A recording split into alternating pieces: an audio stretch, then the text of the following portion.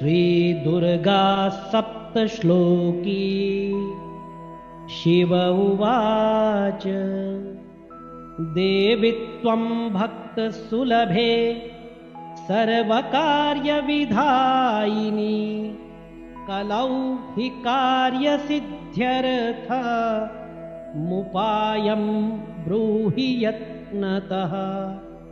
देव्युवाच शृणुदेव प्रवक्ष्यामि कलौ सर्वेष्टसाधनं मया तवैव स्नेहेनाप्यम्बास्तुतिः प्रकाश्यते विनियोगः।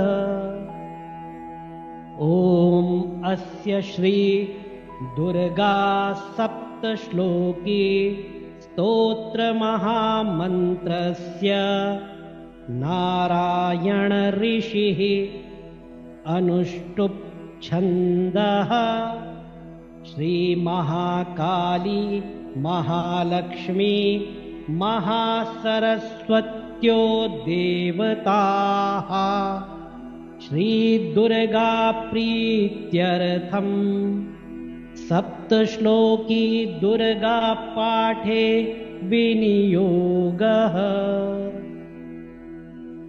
ज्ञानिनामपि चेतांसि देवी भगवती हि सा बलादाकृष्य मोहाय महामाया प्रयच्छति। दुर्गे स्मृता हरसि भीतिमशेषजन्तो स्वस्थे स्मृता मतिमतीव शुभां ददासि। दारिद्र्यदुःखभयहारिणिका त्वदन्या सर्वोपकारकरणाय सदार्द्रचित्ता। सर्वमङ्गलमाङ्गल्ये शिवे सर्वार्थसाधिके शरण्ये त्र्यम्बके गौरि नारायणि नमोऽस्तुते।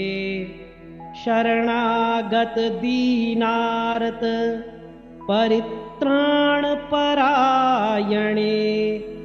सर्वस्यार्ति हरे देवि नारायणि नमोऽस्तुते। सर्वस्वरूपे सर्वेशे सर्वशक्तिसमन्विते भयेभ्यस्त्राहि नो देवि दुर्गे देवि नमोऽस्तुते। रोगानशेषा न पहंसि तुष्टा रुष्टा तु कामान् सकलानभीष्टान्। त्वामाश्रितानां न विपन्नराणां त्वामाश्रिता ह्या श्रयतां प्रयान्ति। सर्वाबाधा प्रशमनं त्रैलोक्यस्याखिलेश्वरि एवमेव त्वया कार्यमस्मद्वैरिविनाशनम्। दुर्गा सप्तश्लोकी सम्पूर्णा।